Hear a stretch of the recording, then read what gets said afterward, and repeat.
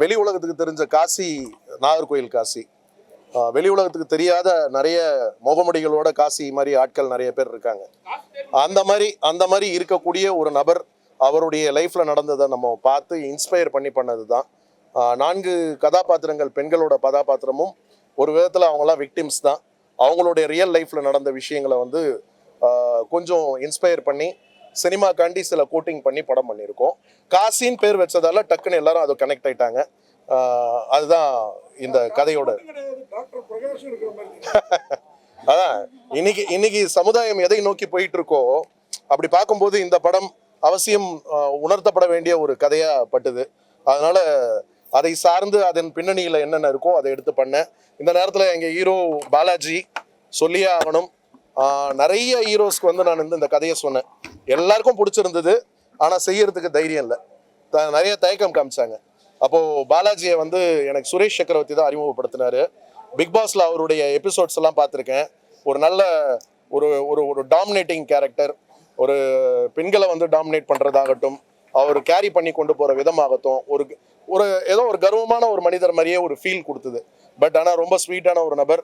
இந்த கதையை கேட்ட உடனே அவர் சொன்ன முதல் டைலாக் எனக்கு இப்போ ஞாபகம் இருக்குது. இந்த கதாபாத்திரத்தை நான் பண்ணலன்னா யார் பண்ணுவாங்க, நான் பண்ணுறேன் சார், என்ன வேணாலும் ஆகட்டும் அப்படின்ட்டு இறங்கி பண்ணார். So it's a great opportunity for me also to giving him in this character. நல்லா எனக்கெல்லாம் வந்து ஒத்துழைப்பு கொடுத்த என்னுடைய டீம் அனைவருக்கும் நன்றி. பாலாஜி பேசியிருக்கேன். யாரும் தப்பா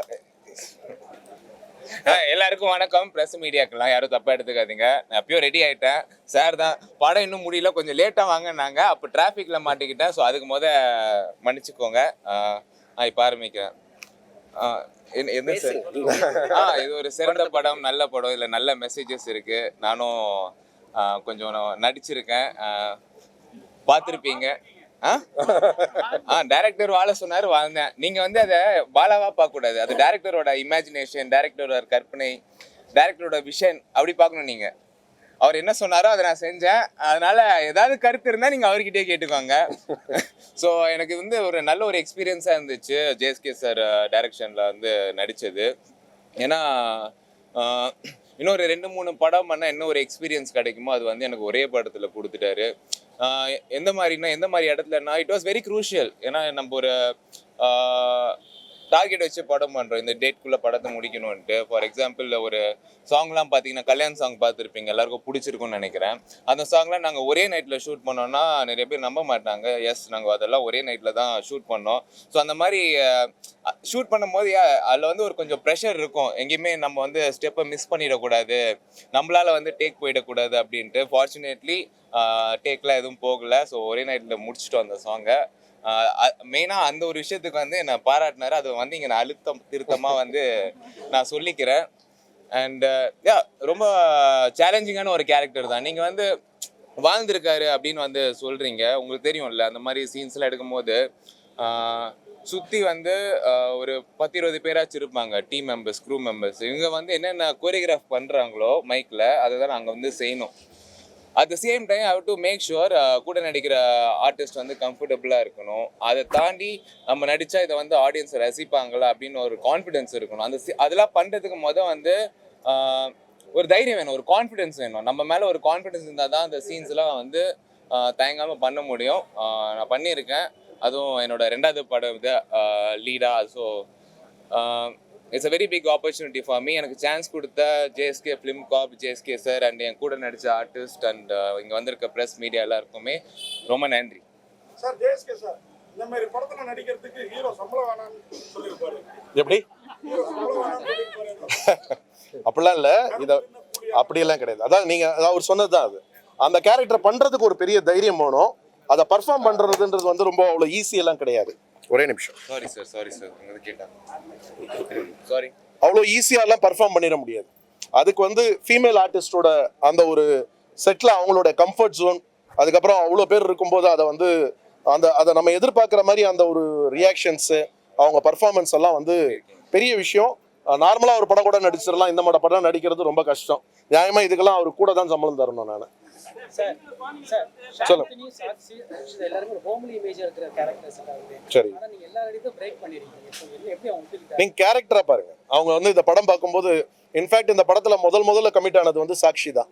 எனக்கு வந்து ஒரு அப்பர் கிளாஸ்ல இன்னைக்கு சொசைட்டில இருக்கிற ஒரு மேரீடு உமன், அதுவும் புதுசா கல்யாணம் ஆனவங்க, எப்படி அவங்களுடைய ஒரு ஸ்டைல் இருக்கும், அதுக்கேற்ற மாதிரி எனக்கு ஒரு ஃபிட்டின் ஆகிறதுக்கு ஒரு முகம் தேவைப்பட்டது. அது எனக்கு சாக்ஷி டெய்லர் மேடாக கிடைச்சாங்க. அவங்க கிட்ட நான் வந்து ஒரு சீனுமே என்ன எடுக்க போகிறோம் அப்படிங்கிறத டே ஒன்னே எல்லா ஆர்டிஸ்ட்டுக்குமே நான் எதையும் வந்து ஸ்பாட்டில் போய் எதுவுமே இம்ப்ரூவைஸ் பண்ணல. நாங்கள் ப்ரீ பிளான் பண்ணி என்ன பண்ணமோ அதை சொன்னோம். இந்த கதைக்கான அவசியம் அவங்க வந்து அதை வந்து உள்வாங்கிக்கிட்டு அதை வந்து அவங்க பண்ணாங்க. அதனால் அது வந்து இட் இஸ் அ டாஸ்க். ஒரு சாதாரண எல்லா கேரக்டர் ஒரு ஸ்டண்ட் பண்ணிடலாம், டான்ஸ் பண்ணிடலாம், இந்த மாதிரி கேரக்டர்ஸ் பண்ணுறதுக்கு தான் இங்கே ஆர்டிஸ்ட் இல்லை. அதை வந்து ஒரு நடிப்பாக நம்ம பார்க்கணும், அவ்வளோதான். அதை பண்ணதுக்கு அவங்களுக்கு இந்த நேரத்தில் பல்வேறு பெண்களுடைய பிரச்சனையை வந்து அதை வெளிச்சம் கொண்டு வரீங்க. நீங்க ஒரு போலீஸ் ஆட்சியா இருக்கும்போது சட்டமே உங்க கையில இருக்கும்போது நீங்க மாறுவேடத்துல வந்து அவனை கொலை பண்ணி அந்த மாதிரி ஒரு தீர்வு எப்படி அது சாத்தியமா? அங்கே நீங்கள் போலீஸ் ஆஃபீஸராக பார்க்கக்கூடாது, அங்கே ஒரு அப்பாவை தான் நீங்கள் பார்க்கணும். இல்ல சட்டம் உங்க கையில இருக்கு. சட்டம் என் கையில் இருந்தாலும் சட்டத்துக்குன்னு சில வரமுறைகள் இருக்கு இல்லையா? சட்டத்துக்கு ஒரு லிமிடேஷன் தானே இருக்கு. சட்டத்தை என்ன வேணாலும் நம்ம வந்து நம்ம இஷ்டத்துக்கு மாத்திக்க முடியாதுல்ல. எல்லாருக்கும் ஒரே சட்டம் தானே. ரெக்கார்டு இருக்கு, கரெக்ட். அதுல ஒரு விஷயம் இருக்கும், அந்த பொண்ணு, அதுதான் நான் சொல்றேன். இல்ல இதை பத்தி நம்ம டிஸ்கஸ் பண்ணலாம். பட் ஆனா இதை வந்து மீடியால எதுவும் எழுத வேண்டாம். ஏன்னா படம் இல்ல நான் சொல்ல வந்தது நீங்க கேட்கல. நான் சொல்ல வந்தது நீங்க கேட்டுக்கோங்க. நீங்க கேளுங்க, நான் பதில் சொல்றேன். அதை இப்போ வந்து ரிலீஸ்க்கு முன்னாடி எழுத வேண்டாம்னு சொல்றேன், வேற ஒண்ணும் இல்லை. புரிஞ்சுதுங்களா? இந்த நேரத்துல இந்த படத்துக்கு காரணம் என்ன சார்? ஏன்னா இப்போ வந்து அண்ணா யூனிவர்சிட்டியில வந்து ஒரு பெண் வந்து ஆயிட்டாங்க. அதுல வந்து யார் அந்த சார் கேட்டிருக்காங்க, யார் இந்த சார் சொல்லிருக்காங்க, இந்த ஒரு கதையா? அண்ணா யூனிவர்சிட்டி சம்பவம் எப்போதானங்க நடந்தது? இந்த படம் நாங்கள் 1.5 வருஷத்துக்கு முன்னாடியே ஆரம்பிச்சிட்டோமே. ரிலீஸ் வந்து படம் முடிஞ்சவொடனே எப்படியும் ஒரு ரிலீஸ் டேட் தேவை. ஸோ அதுக்காக நாங்கள் பிளான் பண்ணி இந்த டேட் கொண்டு வரமே தவிர அண்ணா யூனிவர்சிட்டிக்காவுடைய சுச்சுவேஷனுக்காண்டி அதை வியாபாரத்துக்காண்டி நம்ம கொண்டு வந்து பண்ணலை. சொல்லுங்க. பிரகாஷுடைய கதையை பேஸ் பண்ணி எடுத்துருக்கோம். அந்த மாதிரி பிரகாஷ், காசி, அதுக்கப்புறம் இன்னும் நிறைய பேர் இருக்காங்க. அந்த மாதிரியான ஆட்களோட பஞ்ச் ஆஃப் ஸ்டோரிஸ் தான் இது. அதுல இருந்து இருக்கிற ஒரு இன்ஸ்பிரேஷன் தான், இன்ஸ்பிரேஷன்ஸ் தான்.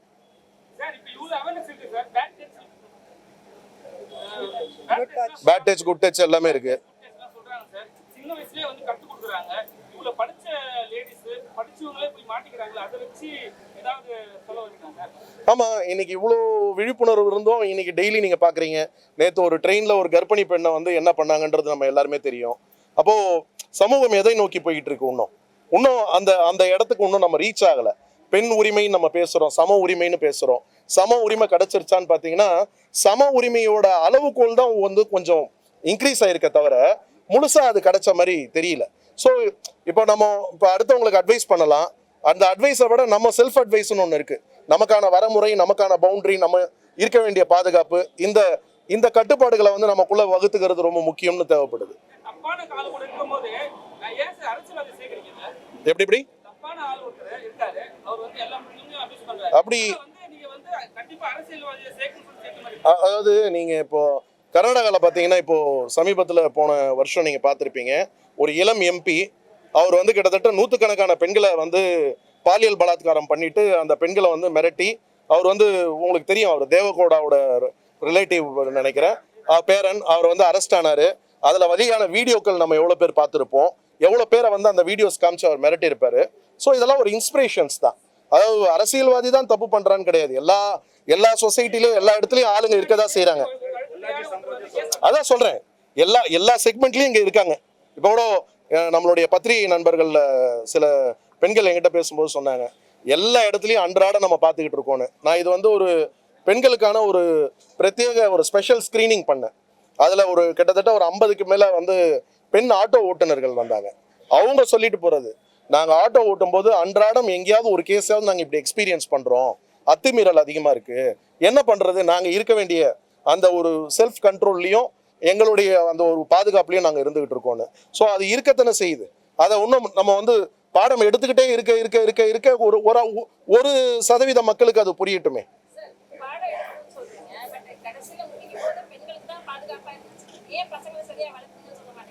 அதுதான் சொன்னேன், பெண் பிள்ளைகளை பெற்றோர்கள் வந்து இன்னைக்கு வந்து எவ்வளோ ஜாக்கிரதையாக வளர்க்கணும்னு ஒரு விஷயத்த சொல்லும்போது எதிரில் உட்காந்து பார்க்கறது வெறும் பெண்கள் மாத்திரம் பார்க்க போறது இல்லை, ஆண்களும் பார்க்க போறாங்க. அந்த ஆண்களுக்கும் குழந்தைகள் இருக்கும்.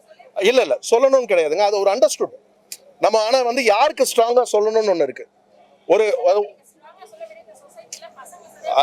அதுதான் நான் சொன்னேன், இந்த படம் பார்த்துட்டு வந்தா காசி மாதிரி இருக்கக்கூடிய ஆளுங்க யாராவது ஒருத்தருக்கு ஒரு சின்ன கில்ட் கிரியேட் ஆகும்ட்டு. அந்த கில்ட் தான் சக்சஸ் ரேட். இதுல ஐயோ நம்ம இப்படி இருக்கக்கூடாதுன்னு ஒரு சின்ன தாட் கிரியேட் ஆகும். பெண்கள் இவ்வளவு பாதுகாப்பு சொல்றீங்க, 4 பெண்கள் நடிச்சிருக்காங்க. அதுல வந்து ரசிகா வரவேல அவங்க ஒரு வாட்ச் கேட்கும்போது பர்சனலான விஷயம் என்னால வர முடியாது மற்ற விஷயத்தெல்லாம் சொல்லியிருக்காங்க. அது நீங்க எப்படி பாக்குறீங்க? அவங்க பர்சனல் சொல்லும்போது நான் எப்படி பேசுறது அதை பத்தி? அவங்க வந்து ஃபர்ஸ்ட் வந்து ப்ரமோஷன் வந்தாங்க, அதுக்கப்புறம் ப்ரமோஷன்லயே வரவே இல்லை. நாம இப்போ கூட இன்னைக்கு கூட கூப்பிட்டேன், அவங்க ஷூட்ல இருக்காங்க பெங்களூர்ல, வரல. பாலா கூட ஒரு வாரம் முன்னாடி ஊர்ல இல்ல, இன்னைக்கு இருந்தாரு வாங்கன்னு. சாந்தினி வேற ஒரு படம் ஷூட்ல இருந்து பாதியில வந்திருக்காங்க. இவங்க சாட்சியும் அதே மாதிரி தான் இருக்கிறவங்க அட்ஜஸ்ட் பண்ணி வராங்க. அது பர்சனல் சொல்லும்போது நம்ம அதை ஒருத்தரை போய் நம்ம அது ஒரு அநாகரிகமா இருக்கும் நம்ம ஒருத்தரை விமர்சனம் பண்றது. பட் எங்களுக்கு வந்து ரொம்ப எங்களுக்கு முழு ஒத்துழைப்பு கொடுத்தது வந்து எங்க 4 ஹீரோயின்ஸும். அதுல அதே மாதிரி ரச்சிதாவை பத்தி குறிப்பா சொல்லணும். இந்த கேரக்டர் சொல்லும்போது அவங்க வந்து ரொம்ப குடும்ப பாங்கான ரோல்ஸ் பண்ணிக்கிட்டு இருக்கும்போது அவங்களுக்கு இந்த கேரக்டர்ல இருந்த இம்பார்ட்டன்ஸ் தெரிஞ்சு அவங்களும் இந்த கேரக்டரை உள்வாங்கி எங்களுக்கு வந்து செட்ல எந்த ஒரு சின்ன ஒரு டிஸ்கம்ஃபர்ட் கூட கிடையாது, ஃபுல் கோஆப்ரேஷன் கொடுத்தாங்க. இந்த படத்துல தான் முதல்ல அவங்க சொந்த குரல்ல டப்பிங் பேசியிருக்காங்க. அதனால எங்களுக்கு எந்த விதமான ஒரு கசப்பும் கிடையாது. அதே மாதிரி டாக்டர்லாம் சண்டைக்கு வந்துவாங்கன்னு தான், ஏன்னா அவங்க லார்ஜ் ஸ்கேல்ல இருக்காங்க. பிசியோதெரபிஸ்ட் டாக்டர் வச்சுக்கணும். நீங்க காவல்துறை எடுத்தா நம்ம 10 படத்துல வந்து பாத்தீங்கன்னா 8 படத்துல வந்து காவல்துறையை சார்ந்தவங்கள வில்லனா காட்டுறோம். அதனால காவல்துறை மொத்தம் நம்ம மேல வரப்போறாங்களா? வக்கீலை காட்டுறோம், ஜட்ஜை காட்டுறோம், யாரை காட்டல, நம்ம பள்ளி தாளாளரை காட்டுறோம். அதனால அப்படி கிடையாது, இது ஒரு கேரக்டர் தான். அதனால அந்த மாதிரி கோவப்பட்டு வந்தாங்கன்னா அவங்க ஒண்ணு காசி மாதிரி இருந்தா மாத்திரம் தான் கோவப்படணும். ஏன் கேக்குறேன்னா, பிசியோதெரபிஸ்ட் டாக்டர் ஃபார்மசிக்கு பிரிஸ்கிரிப்ஷன் எழுத மாட்டாங்க. அப்படியா? எழுதுவாங்க. அதாவது நீங்க காட்டு மசில் ரிலாக்ஸிங் மெடிசன்ஸ் வந்து அவங்க தான் கொடுப்பாங்க. நான் ஃபார்மசிஸ்ட். அதனாலதான் நானும் உங்ககிட்ட சொல்றேன். ஆமா, அதான் உரசி இருக்கேங்க. யார் ரெண்டும் காரணம்? அதுதான் சொல்றாங்களே அவங்களே, நாங்க தெரியாம பண்ண ஒரு தவறு தான் அது. அப்படி கிடையாதுங்க. அதாவது என்ன சொல்லலாம்னா, ஒருத்தங்க மேல ஒரு அன்பு காட்டும் போது தன்னை அறியாம வேற ஒரு கேரக்டர்ஸ் தான். யாரும் வந்து இவங்களுக்கு தெரியாது. காசியை நம்பும் போது என்ன நினைக்கிறாங்க, தனக்கான ஒரு வெளிச்சமா அவங்க பாக்குறாங்க. இல்ல ஒரு நிமிஷம், அது எப்படி இல்லைன்னு நினைக்கிறீங்க? ஒரு நிமிஷம், நான் சொல்றேன் உங்களுக்கு. இல்ல நான் சொல்றேன் உங்களுக்கு. இப்ப நீங்க சாந்தினி எடுத்தீங்கன்னா அவங்களுக்கு வந்து ஒரு காதல் உருவாயிருக்கும். முதல்ல வந்து ஒரு வேலைக்கு வந்த இடத்துல தனக்கு கிடைச்ச முதலாளி அவ்வளோ அந்யோன்யமா பழகி ஒரு குடும்பத்துல ஒருத்தரா இருக்காரு. அவர் மேல ஒரு காதல் தான் அவங்களுக்கு ஏற்படுது.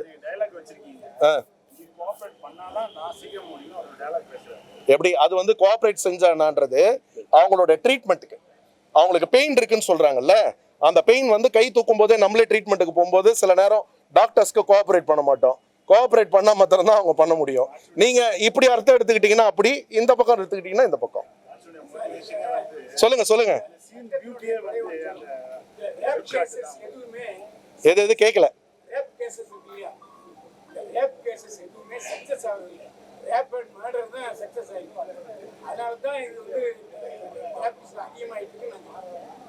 கரெக்ட்.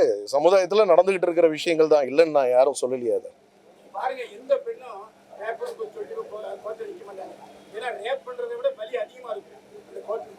கரெக்ட். அதனாலதான் நிறைய பேர் ஒதுங்கி இருக்காங்க. இதுல இருந்து அவங்க வந்து வெளியில வந்து ஒரு கம்ப்ளைண்ட் கொடுக்கல. இதுல இருந்து வெளில வந்தா போதுன்ற ஒரு சிச்சுவேஷனு. அதை காசி எவ்வளவு டாமினேட் பண்றான், எப்படி ஒரு டேக் ஆஃப் பண்ணிக்கிறான், அதை வந்து அந்த அத்துமீறல் எவ்வளவு தூரம் போகுதுங்கிறத வெளிப்படுத்துறது தான்.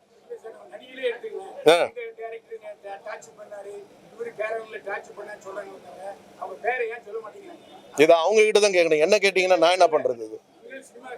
நான் சினிமாக்காரன், நான் கேரவன்ல வேற கூப்பிட்டு இருந்தா பரவாயில்ல. நீங்க பைல்வான் அவர்களே, அவரே பேர் சொல்ல மாட்டாரு. பேர் நமக்கு தெரியாத பேரை நான் என்ன சொல்ல முடியும்? எப்படிங்க? அது எதுக்குங்க? இது வேற படிச்சிருக்கேன், அவ்வளவுதான்.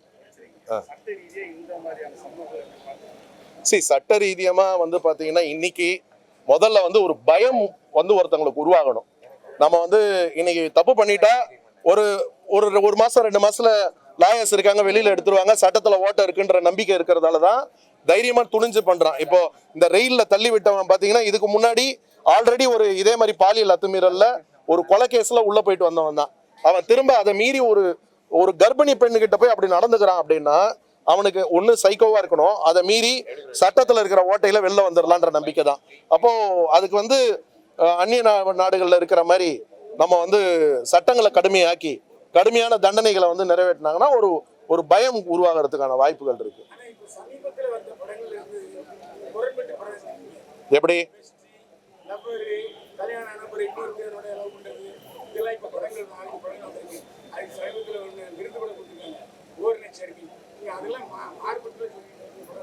நான் என்ன சொல்லியிருக்கேன்னு நினைக்கிறீங்க?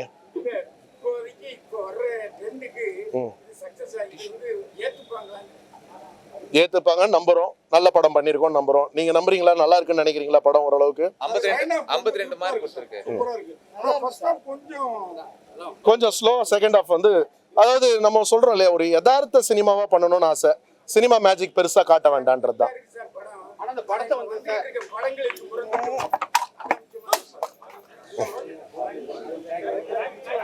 சரிங்களா, தேங்க்யூ.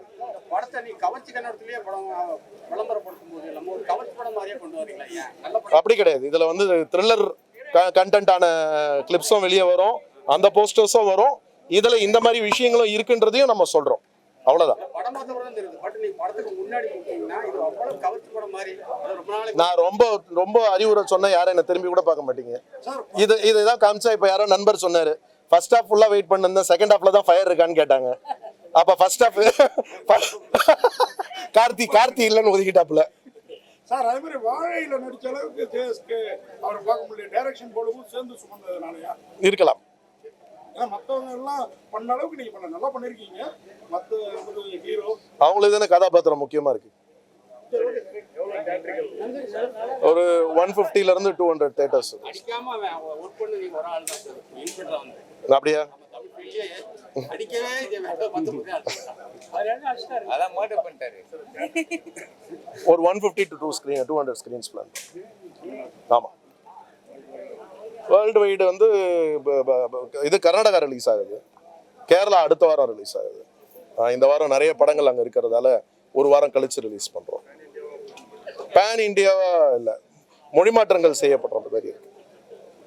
நன்றிங்க, நன்றி.